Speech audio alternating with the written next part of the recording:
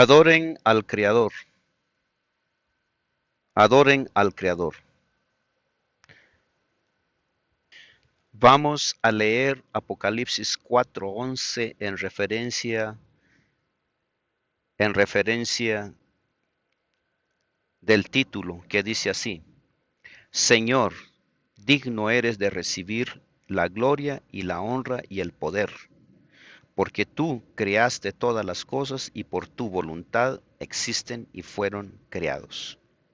Ese es el texto de referencia del título Adoren al Creador. Señor y Dios, digno eres de recibir la gloria. Es fácil dar las cosas por un hecho, especialmente aquellos que conocemos o experimentamos desde siempre. Cuán fácil, por ejemplo, es que los niños pequeños den por sentado a sus padres, a quienes han conocido durante toda su corta vida.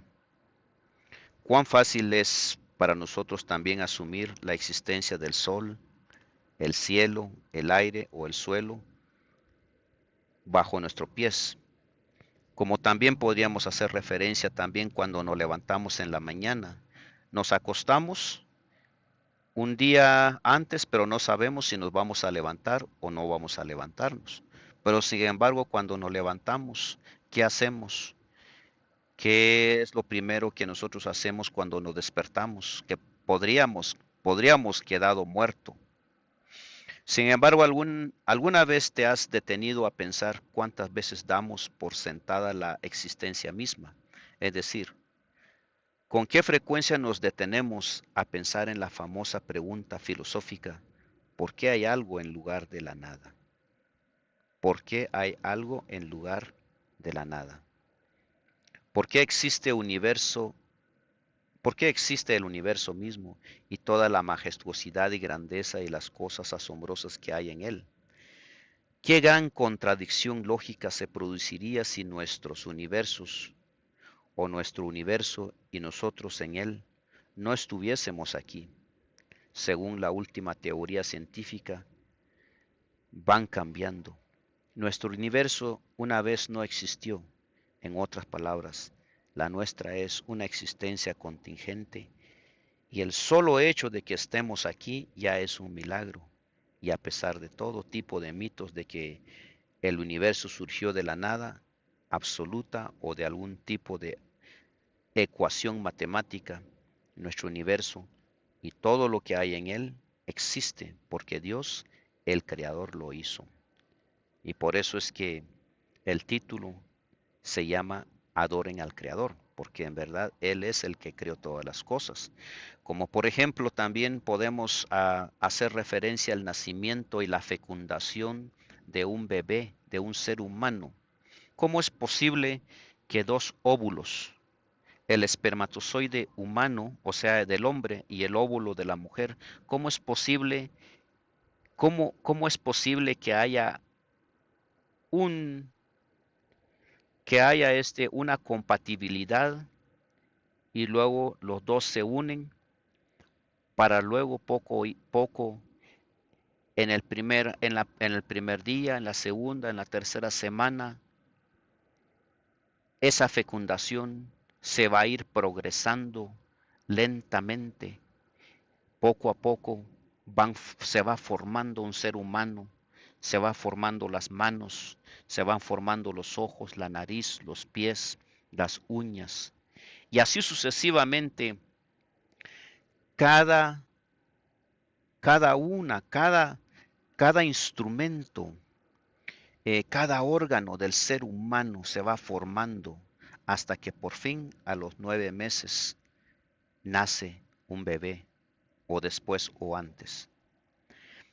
Pero de esta pequeña referencia que yo les hago, yo leí ya hace muchos años una revista científica en donde decía que los científicos no tenían una respuesta cómo se produce esto, cómo es que sucede esto, cómo es posible que, que haya un cambio, cómo es posible de que haya una transformación, haya una modificación, cómo es posible de que hay una fecundación. ¿Cómo es posible? ¿Cómo es posible el procedimiento de un bebé? Los científicos no tenían una respuesta para eso. Y así sucesivamente podríamos hablar de muchas cosas en el universo, como el aire, el calor. El aire sientes, pero no ves. El calor sientes, pero no ves. El mar ves, pero no tiene término. Sucesivamente puedes pensar, puedes ser un pensante, puedes ser un filósofo y estudiar el ser humano por 70, 100 años hasta que te mueres y así terminas y no encuentras la respuesta. ¿Y por qué? Simplemente porque lo que nosotros tenemos en mano, lo que nosotros vemos es un arte. Es un arte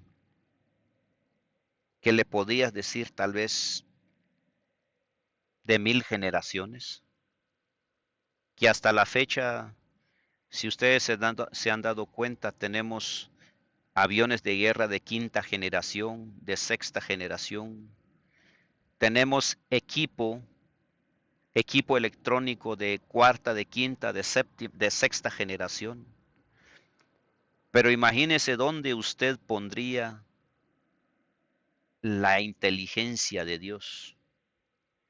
Podríamos decir que la ciencia de Dios es de 10 generación, o es de 20 generación, de 100 generación, o de 1000 generación.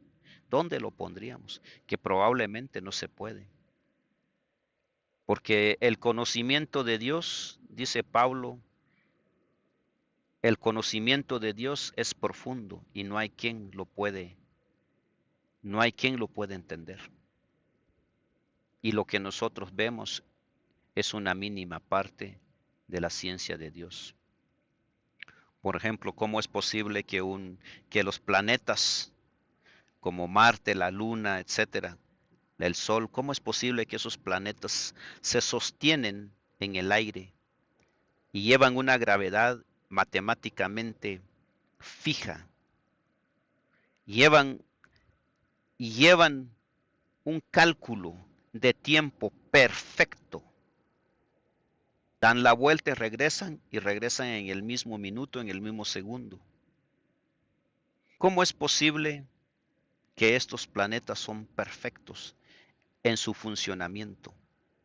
Bueno, mejor paremos ahí porque no tenemos mucho tiempo, ya llevamos 8 minutos.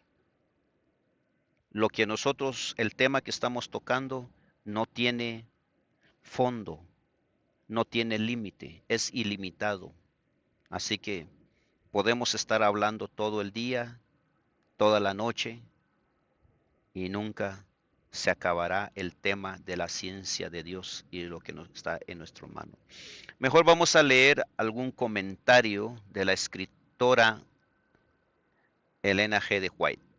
Vamos a empezar a leer y dice así: el deber de adorar a Dios estriba en las circunstancias de que Él es el Creador y que a Él es a quien todos los demás seres deben su existencia. Y cada vez que la Biblia presenta el derecho de Jehová a nuestra reverencia y adoración con preferencia a los dioses de los paganos, menciona las pruebas de su poder creador. Todos los dioses de los pueblos son ídolos, mas Jehová hizo los cielos. Salmo 96:5. ¿A quién pues me compararéis para que yo sea como él? Dice el Santo. Levantad hacia arriba vuestros ojos y ved quién crió aquellos cuerpos celestes. Así dice Jehová, creador de los cielos, y él solo es Dios, el que formó la tierra y la hizo. Yo soy Jehová y no hay otro. Isaías 40, 25 y 26. Y también Isaías 40, 18. Podemos leerlo. Dice 45, 18, dice, porque así dijo Jehová que crió los cielos. Él es el Dios el que formó la tierra, el que la hizo y la compuso. No la crió en vano, para que fuese habitada, la crió. Yo soy Jehová y no hay otro. Isaías 40, 25 al 26 dice, ¿a quién pues me haréis semejante o me compararéis? Dice el Santo. Levantad en alto vuestros ojos y mirad quién crió estas cosas. Él saca y cuenta sus ejércitos, a todas llama por su nombre. Ninguna faltará. Tal es la grandeza de su fuerza y el poder de su dominio. Dice el salmista, reconoced que Jehová es el Dios. Él nos hizo y no nosotros a nosotros mismos. Venid, prestémonos y encorvémonos, arrodillémonos ante Jehová nuestro Hacedor. Salmo 103 y 95, 6.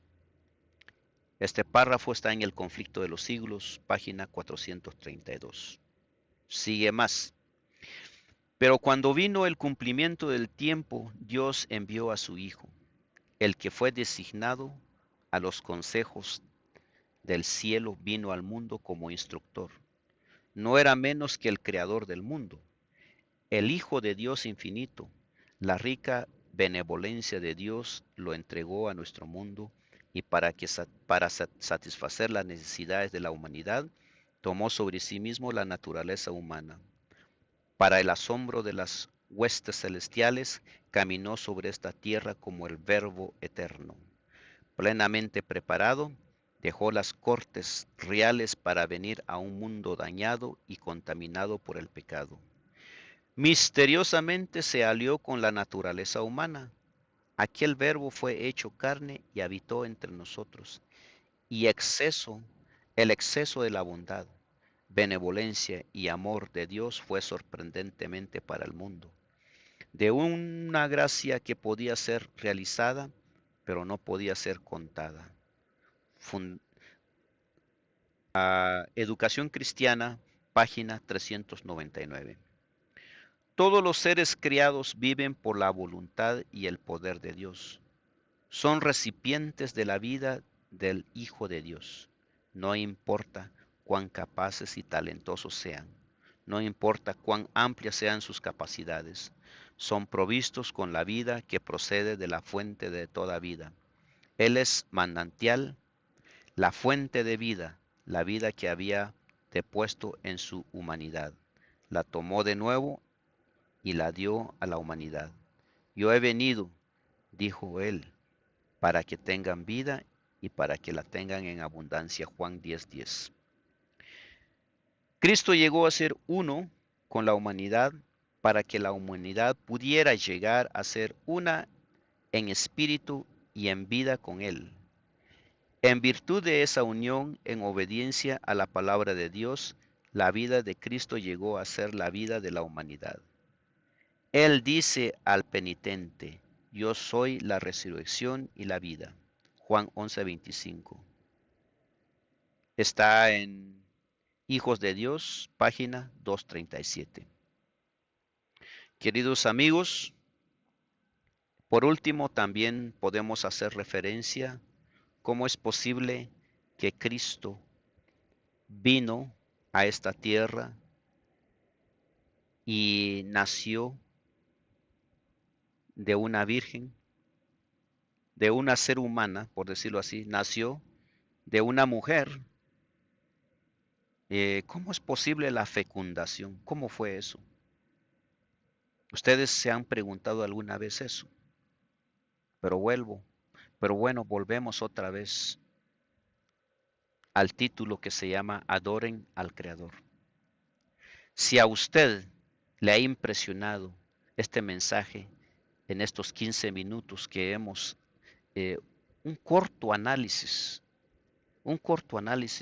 del Creador, lo invito a que usted se entregue al Señor Jesús, hable con Él, pídale sabiduría, inteligencia, conocimiento, para que usted sea parte de los que esperan la segunda venida de Cristo en el futuro.